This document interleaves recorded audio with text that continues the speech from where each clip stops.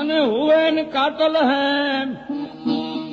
ઈ ટૂંક કરે તન આપણો એ ઓલા કાચના કટોરા જેમ સુરો હંમેશા રણમાંથી ડરતા નથી હો. એમ નામ સુવર્ણ એને કાટ લાગતો નથી. અને સુરવીરો એવો સમય આવે તે કાચના કટોરાની જેમ પોતાના શરીરને ટીકડે ટુકડા થવા દે. કવિ શ્રી કાગબાપુના રચેલા સુરવીર ખારવાઓના એટલે વાણવટીઓના દર્દ ગીત છે અને હારોહાર શૌર્ય ગીત પણ કહેવાય. પણ છેવટ તો કરુણા રસની કવિએ અવધિ વાળી થાય. ખારવો એટલે બલિદાનનું સ્વરૂપ મરતીઓ કહેવાય. આખા વર્ષમાં ફક્ત એક જ મહિનો ઘેરે રહે, બાકીની જિંદગી તો એના કાળના ડાચામાં મૃત્યુના મુખમાં એટલે કે દરિયાના પાણીમાં વીતે. એના લગ્નનો સમય અહાડ મહિનો, કારણ વૈશાખ જેઠમાં તો એના વાણ હાલતા બંધ થઈ જાય. શ્રાવણ સુદ પૂનમ એટલે બળેવ આવે. એ દિવસે ખારવો એનું વાણ દરિયામાં હંકારે. પછી ભલે ને પરિણામે એને 5-15 દી થયા હોય, આશા ભરો ખારવોનો જવાન નવી પરણેલી નારીને ઘરે રાખે. નાની સી નાર, એના નાકમાં મોતી, વાલમ વિદેશે અને વાલમની વાટડી જોતી.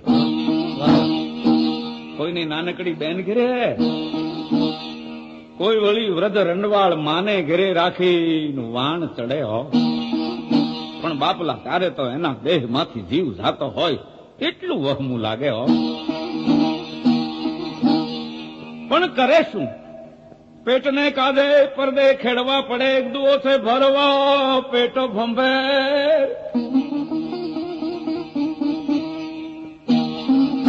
આવ થોડે ત્યાં થાય નહીં, રવું કિસે જાંગી એ ઓલું અળગું એમ ધરાવતા. એના સ્વજનો જે હોય બંદરે ધક્કા સુધી એને વળાવવા આવે. એમાં કોઈની માં હોય, કોઈની બેન હોય, કોઈના ઘરની નારી હોય. સૌ દરિયાની ભેખડ ઉપર બેહી વળામણાના ગીત ગાય. દરિયાદેવને વિનવે કહે, મોટા પેટ વાળા રત્નાકર સાગર, અમારા માનવીઓને તારે ખોળે અમે મૂકીએ છીએ. પાછા હેમ ખેમ એને ઘેર પહોંચાડજે, એને મીઠો મીઠો વાયરો દેજે. અમે કાળા માથાના માનવી છીએ, અમારા અવગુણ સામું મજો તો દરિયાલાલ. સમુદ્રમાં વાણના સઢની ટીસી દેખાય ત્યાં સુધી હવ હગાવાલા બેહે. અને જઈ વાણ દેખાતા બંધ થાય એટલે સૌ ઉદાસ ચહેરે ઘરે આવતા રહે. આવા હોય ખારવાના જીવન.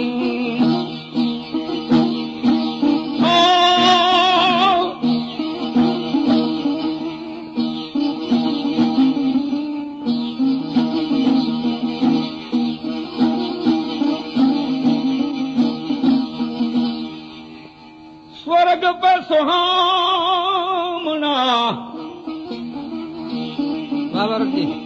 અને માનવીયાને મૃત લો, એમાં વાતું ત્રણ વહમી એક જરા મરણ અન વિજો. હે ભાઈ, આ મૃતલોક છે ને સ્વર્ગથી પણ ઉત્તમ છે, પણ અહીંયા ત્રણ વાતું વહમી છે. એક જરા કહેતા વ્રત પણ આવે, બીજું પોતાની મરજી નોય તોય મરવું પડે, અને ત્રીજી વહમાણ સ્નેહી જનો હારે જે વિજોગ થાય એમ.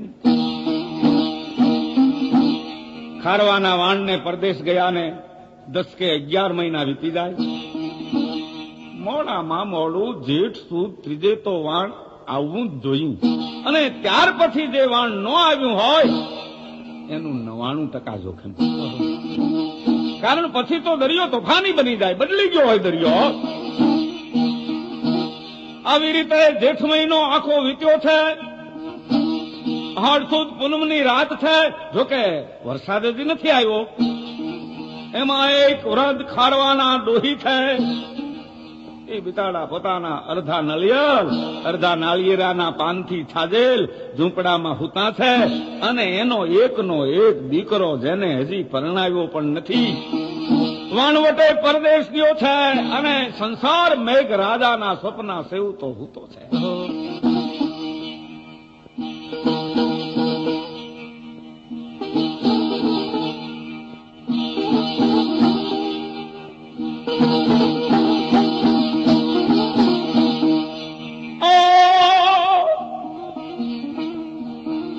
જેઠ કોરોન રાયનો ખંડમાં ખટકો નહીં. અહાડદી એક દાય વહમો લાગે વેરડા. જેઠ કોરો દાય એનો ખંડમાં ખટકો નહીં. પણ જો અહાડનો એક દી જાય તો વહમો લાગે વેરડા. હરિયાણા વેરાજીનો દુઓ છે. અહીંયા વૃદ્ધો ખારવાના ડોસી કાગાની અંદર એટલે તંદ્રામાં પડી છે. પાપલા જેનો એકનો એક બેટડો સમય વીતી ગયો છે, હજી ઘરે આવ્યો નથી. એની માને સુખની નીંદર ક્યાંથી આવે? કયું છે નસવે રાધા, નસવે રાજા નસવે મોર, નસવે રેન ભમનતા ચોર. ચોલટા રાતના રખડતા હોય એ હુતા ન હોય. કબૂન સુવે કંકણહારી. કંકણહાર નામનું પક્ષી થાય છે. એને પૂરી ઊંઘ ન હોય. ન સુવે પ્રેમ વળુંધી નારી માઠિયા અને માડું જેને પંથ થયા. હજી સખી કોને ક્યાં ક્યાં? અરે પ્રીત ઓછોયા બવરણા જેને માથે વેર ખટકે ઘણા. આ ડોહી દીકરાના સમાચારની વાટ જુએ છે. એને એમ થાય છે, અરે રે મારો દીકરો હજી ઘરે આવ્યો નથી. ક્યાં હશે? એનું શું થયું હશે? કઈ વાવડ નથી. ડોસી એની છાજલ ઝૂંપડીમાં ચંદ્રમાના કિરણના જે ચાંદૈડા પડે છે ને, ઈ ચાંદૈડા એકાએક ઊંચીતા દેખાતા બંધ થાય છે. ડોસી ઝબકીને જાગી જાય છે. ભયભીત બની ઝૂંપડીની બહાર નીકળે છે. માથું ઉગાડું એનું ફાટલ તૂટેલું ઓઢણું પથારી પડ્યું રહે છે. અને જેમ આકાશમાં જોવે ડોસી ત્યાં તો વાદળાઓ ને આબ જે છે એ ગોવિંદભાઈ આંકડું પડે છે. પણ જ્યાંથી ઉઠ્યા મોરલા બાધા હાયડા અષાઢ ગાડા. જ્યાંથી ઉઠ્યા મોરલા બાધા હરેડા અષાઢ ગાડા. સોમાસા રસ જાગરે સઘણા સમાજ. ધરાસરે વરામેલી ચડી ફોજ ઇન્દ્રાવાળી. ગાઢા મેઘ ગાડા તૂટા સપનારા ગાઢ. વીજળી મસાલું વાળી ઝળેલી આકાશ વેગે. ધરી રંગ લીલા પીળા ખેંચિયા ધનુષ. ચોપદારા લલકારા મોરલા જીંગોર્યા સારા. મેઘ ઓતરાદા ચડ્યા હરખા મનું.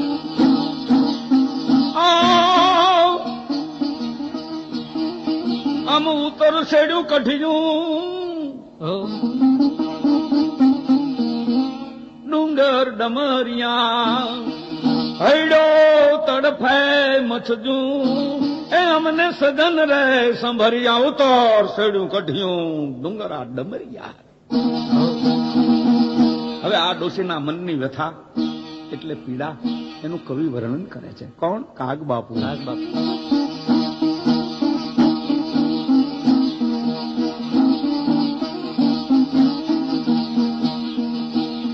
સખી મોરે આરાધ્યો મલાર રે. અષાઢે ધડુક્યો.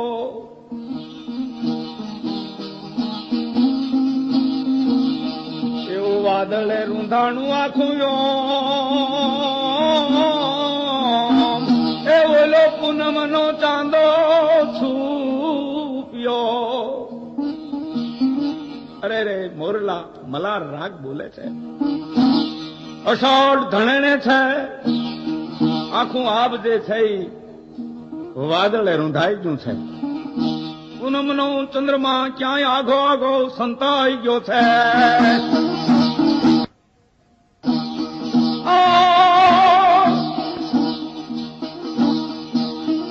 સખી છૂટે પટે રે શમશેર રે, છૂટે પટે રે શમશેર, ઇન્દ્ર લાગ્યો વીંજવા.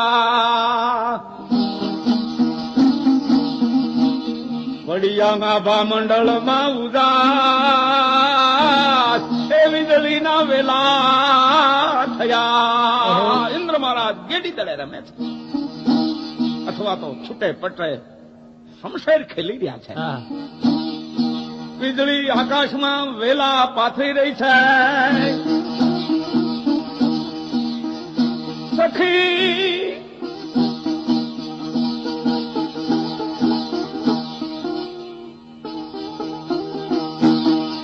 રાજાનો ધા ઉનાળાના તાપ રે, ઈ ડુંગરાને ઠારવા.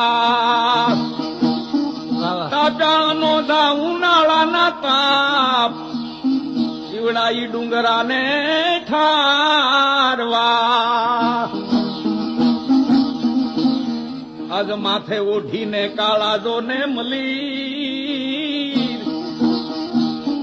એ બાપા બ્રહ્મણ ચડી વાદળી. ધણી ફૂટેવા ઉનાળાના તડકાથી જે ડુંગર ટપી ગયા હતા, એને ઠારવા હારું માથે કાળા કહેતા, મલીર કહેતા ઓઢણા ઓઢી, બ્રહ્મંડ કહેતા આકાશે વાદળી ચડી હો.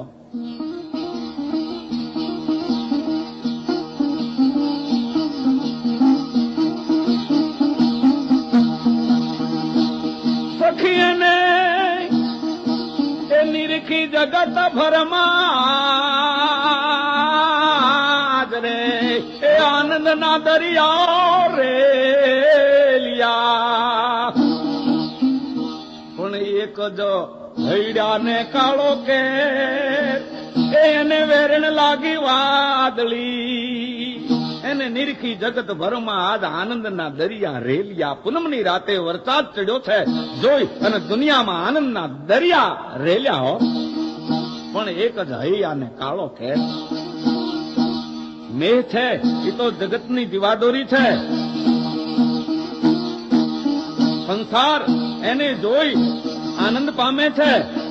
પણ જુઓની બરડા દેશની એક સતી ઉજળીએ રાણા મેઘ જેઠવાને સંદેશો પાઠવ્યો હતો કે વણ હગે વણ હાગવે, અને વણના તરીએ ને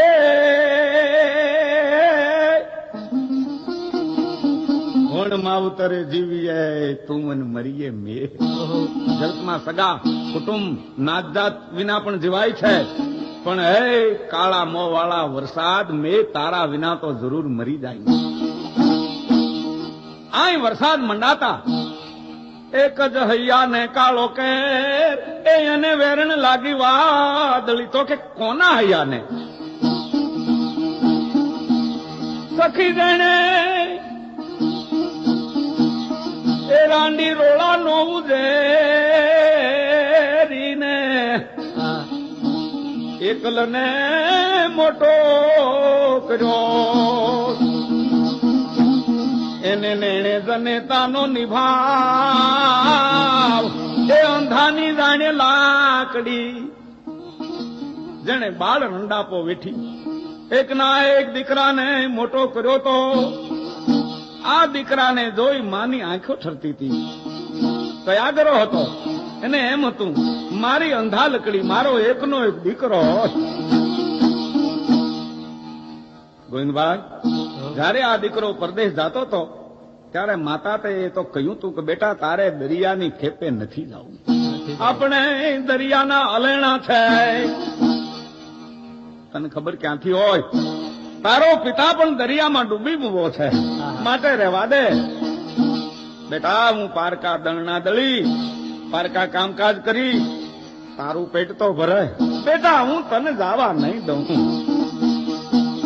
માં કે છે બેટા તારે નથી જાવું દરિયાની ખેપે ને, એ હલેણા એના આપણે દળી દળીને ભરીશ હું તારું પેટ, એ બાળુડા જાવા નહીં દીવું.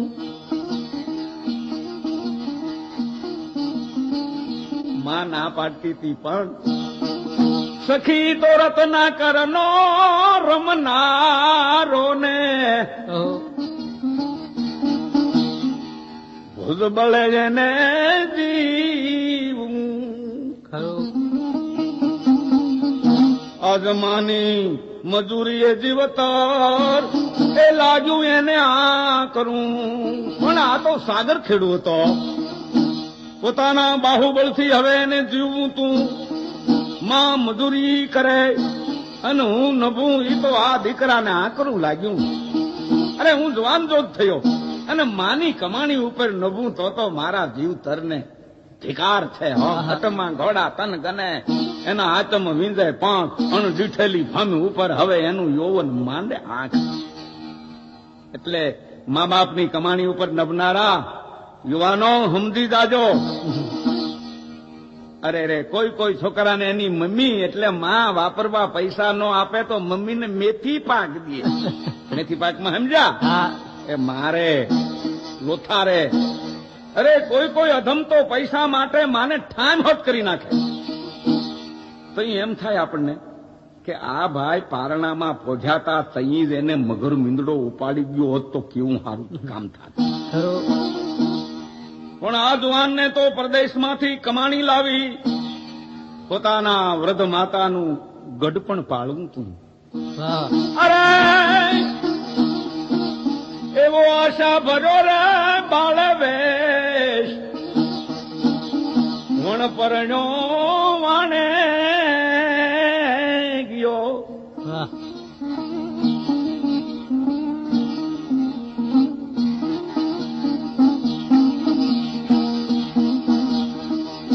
સખી એની જનેતાને જોને આજ એ ઓલી વેરણ લાગી વાદળી. એવો આશા ભર્યો, હજી પરણાયો નતો, લીલના લાડા જેવો દીકરો પરદેશ ગયો છે અને હજી એનું વાણ આવ્યું નથી. કવિ કે છે એની જનેતાને આ વાદળી વેરણ એટલે દુશ્મન થઈ હો. બાપલા નાના હેત કેવા હોય છે એનું દ્રષ્ટાંત છે.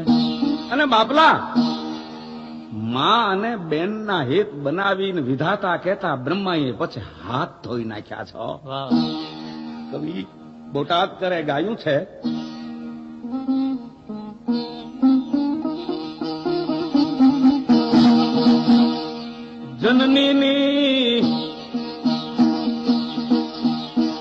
જનનીની જોડ સખી નહીં મળે રે લોલ.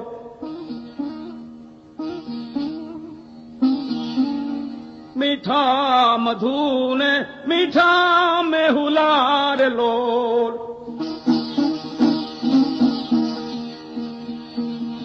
એથી મીઠેરી મોરી માય રે, જનનીની જોડ સખી નહીં મળે રે લોલ. કવિ કાગના પણ દુઆ છે, મોઢે બોલું માં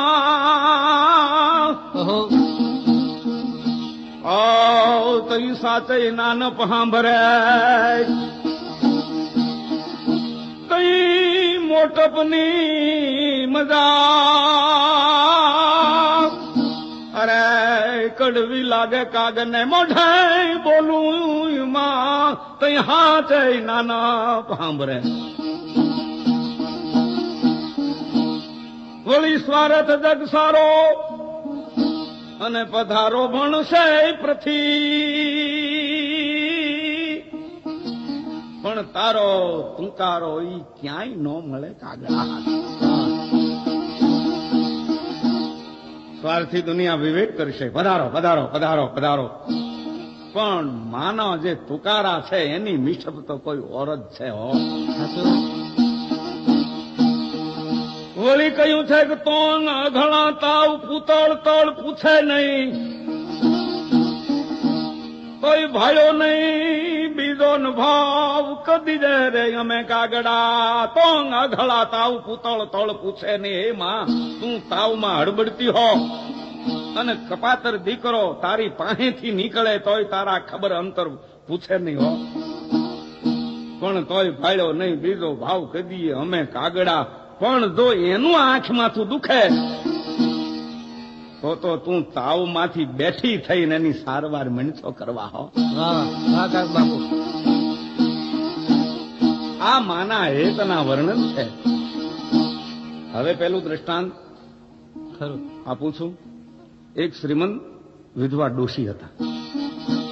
એને એકનો એક દીકરો પાણા એટલા પીર કરેલ ત્યારે આ પૂતળાનો જલમ થયેલો. એને વળી પરણાવ્યો. ઘરમાં વહુ આવી દેવ રંભા જેવી. હો મનહરની ઘર મેં નહીં વાકી કરણી મેં તકસીર, પરની વો કરની કહા સુંદર બદન શરીર. આવી સ્વરૂપવાન શીલવાન ચારિત્રવાન વહુ છતાં આ જુવાન અવળી રવેડીએ ચડી ગયો. કારણ કે કુસંગમાં काजर की कोसरी कोटरी में कैसे ही जतन करो, काजर की एक रेख लागत ही लागत. કુસંગમાં ગોઠવાઈ ગયો આ છોકરો. જૂની કહેવત પ્રમાણે રંડીપુત શાહજાદા. અને આપ જોજો લગભગ એવું જ બને છે. કારણ ઈ શાહજાદાને અવળે રસ્તે જાતા કોઈ રોકી હગે એમ હોતું નથી. એટલે આ જવાન એમાં પણ જુગાર, મદિરાપાન, માંસાહાર, ચોરી, લબાડી વગેરે પાંચેય પાપ પૂરેપૂરા પરવરી ગયા. એટલે એની સ્ત્રી બિચારી કાયમનો કંકાસ સહન ન કરી શકવાથી માવતરે વહી ગયેલો.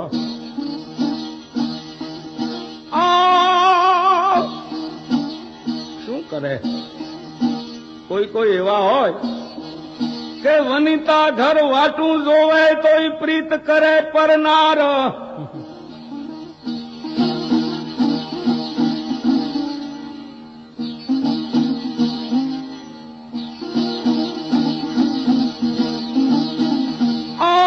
વનિતા ઘર વાટું જોવે તો પ્રીત કરે પરનાર.